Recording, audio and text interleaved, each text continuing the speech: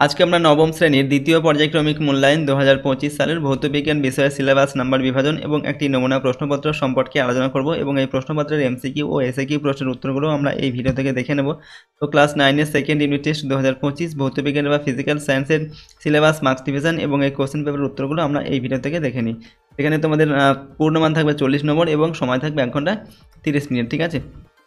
তো প্রথমে দেখো তোমাদের সিলেবাসের মধ্যে কোন কোন অধ্যায় রয়েছে। মৌলের ধারণা, পদার্থ, গঠন ও ধর্ম, দ্রবণ, অ্যাসিড, ক্ষার ও লবণ আর কার্যক্ষমতা ও শক্তি, এই অধ্যায়গুলো পড়তে হবে তোমাদের সেকেন্ড ইউনিট টেস্টের জন্য। এবং কীরকম প্রশ্ন থাকবে, প্রথমে 8টি এমসিকিউ প্রশ্ন দেওয়া থাকবে 1 নম্বর মানের, এরপর 7টি এসিকিউ প্রশ্ন থাকবে, এগুলো 1 নম্বর মানের প্রশ্ন। এগুলো তোমাদের এক কথায় উত্তর লিখতে হবে বা সত্য মিথ্যা নির্বাচন করতে হবে, এরকম প্রশ্ন থাকবে। তারপর 2 নম্বর মানের 5টি প্রশ্ন দেওয়া থাকবে, 5 দুগুণে 10 নম্বর এখানে, ঠিক আছে। এখানে এক্সট্রা প্রশ্ন কিন্তু দেওয়া থাকবে। দেখো প্রতিটি অধ্যায় থেকে একটি করে প্রশ্নের উত্তর কিন্তু লিখতে হবে। এরপর হচ্ছে 3 নম্বর মানের 5টা প্রশ্ন দেওয়া থাকবে, 3 5 15 নম্বর, এগুলো তোমাদের প্রতিটা অধ্যায় থেকে একটি করে প্রশ্নের উত্তর লিখতে হবে। এখানেও কিন্তু এক্সট্রা প্রশ্ন দেওয়া থাকবে। তো এরকম প্যাটার্নে 40 নম্বর প্রশ্ন দেওয়া থাকবে, সময় থাকবে 1 ঘন্টা 30 মিনিট বা 1 ঘন্টা 15 মিনিট। তো প্রথমে দেখো এই কোশ্চেন পেপারের 1 নম্বর প্রথমে দেওয়া আছে গ্রুপ এ। নাম্বার 1-এ সঠিক উত্তর বেছে নিয়ে লিখতে হবে 1 × 8 = 8, অর্থাৎ 8টা প্রশ্নের উত্তর লিখতে হবে। প্রশ্নের মানে 1 নম্বর করে। 1-এর 1 নম্বর দেখে 0.1 মোল অক্সিজেনের এসটিপিতে আয়তন হলো 11.2 লিটার, 22.4 লিটার, এরপর 44.8 লিটার, 2.24 লিটার। সঠিক উত্তর হচ্ছে অপশান ডি এরটা 2.24 লিটার। পরের প্রশ্ন, জলে ভাসমান একটি বস্তুর আয়তনের 0.4 অংশ জলের বাইরে আছে, বস্তুটির উপাদানের আপেক্ষিক গুরুত্ব 0.4, 0.6, 0.5, 0.7। সঠিক উত্তর লিখবে অপশান এ 0.4। এরপরের প্রশ্ন 3 নম্বর থেকে, বৃষ্টির ফোঁটা গোলাকার হয় যে ধর্মের জন্য সেটা পৃষ্ঠটান, সান্দ্রতা, বায়ুমণ্ডলীয় চাপ, প্লবতা। তো বৃষ্টির ফোঁটা গোলাকার হয় যে ধর্মের জন্য সেটা হচ্ছে পৃষ্ঠটান। এরপরের প্রশ্ন 4 নম্বর থেকে, একটি কঠিন এরোসল হলো গঁদ, দুধ, মেঘ না ধোঁয়া। তো সঠিক উত্তর হচ্ছে ধোঁয়া। এরপর 5 নম্বর থেকে, লঘু অ্যাসিড দ্রবণের সঙ্গে বিক্রিয়ায় H2 গ্যাস উৎপন্ন করতে পারে না, এটা হচ্ছে Fe জিঙ্ক, ZnCu না Mg অর্থাৎ ম্যাগনেসিয়াম। সঠিক উত্তর হচ্ছে অপশান সি এরটা Cu অর্থাৎ কপার। 6 নম্বর থেকে, একটি দ্বিক্ষারীয় অ্যাসিড হলো HCl, H2SO4, HNO3, H3PO4। সঠিক উত্তর হচ্ছে option B H2SO4 sulphuric acid. এরপর 7 নম্বর, কার্যের মাত্রীয় সংকেত হলো MLT⁻1, MLT² T⁻3, ML2T⁻2 আর অপশান ডিতে দেওয়া আছে MLT⁻3। সঠিক উত্তর অপশান সি হবে ML², ওকে। তারপর T⁻1। 7 নম্বরে দেখা, M ও F4M ভরের দুটি বস্তুর গতিশক্তির অনুপাত দেওয়া আছে 2:1 হলে তাদের ভরবেগের অনুপাত হবে 1:√2, 1:2, 1:4, 1:6। উত্তর লিখবে অপশান 1-এরটা 1:√2, ঠিক আছে, √2। গ্রুপ বিতে কী দেওয়া আছে দেখো, 2 নম্বরে দেখে নিচের প্রশ্নগুলির অতি সংক্ষেপ উত্তর লিখতে হবে, 7টা প্রশ্নের উত্তর করতে হবে। প্রশ্নের মানে 1 করে 1 × 7 = 7। নাম্বার 1-এ চাপের এসআই একক কি? তো চাপের এসআই একক হচ্ছে পাস্কাল, অথবা ঘাতের মাত্রীয় সংকেত লেখো।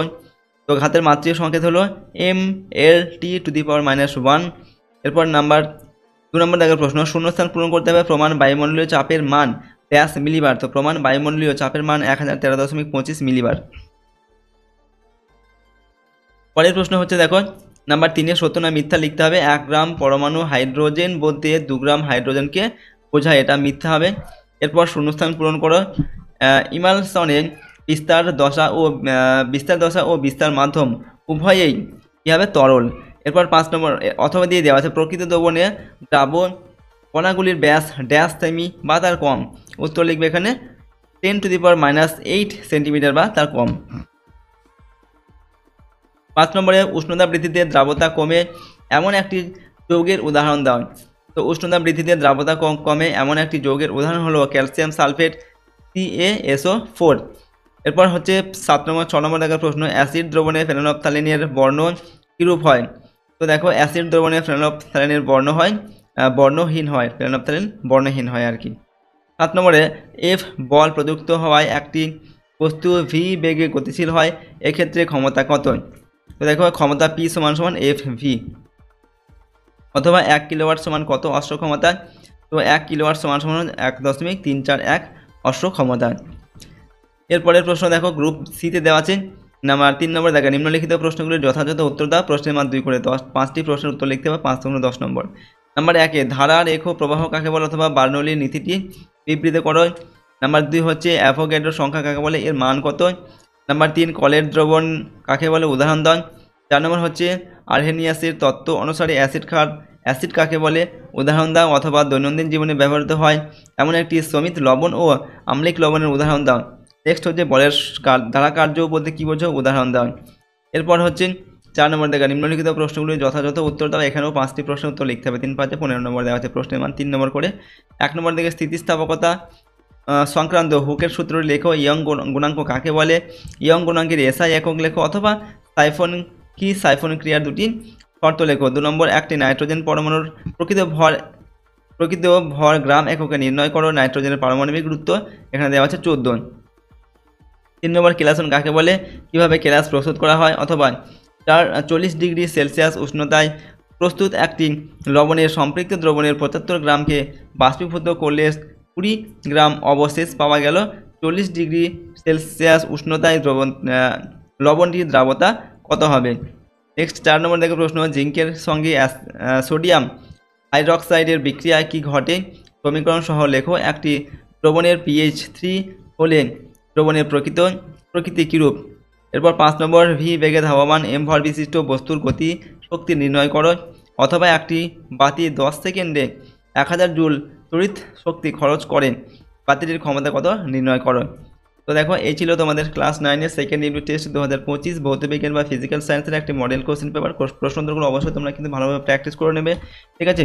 তবে এই প্রশ্নগুলো তোমাদের যে পরীক্ষায় আসবে এমন কোনো কথা নয়, ঠিক আছে। এগুলো তোমাদের মোস্ট ইম্পর্টেন্ট কিছু প্রশ্ন, তোমরা ভালোভাবে সিলেবাসের মধ্যে যে তোমাদের অধ্যায়গুলো রয়েছে সেগুলো কিন্তু তোমাদের ভালোভাবে পড়তে হবে, ঠিক আছে। তার মধ্যে থেকে কিন্তু প্রশ্ন তোমাদের পরীক্ষায় দেওয়া হবে, ওকে।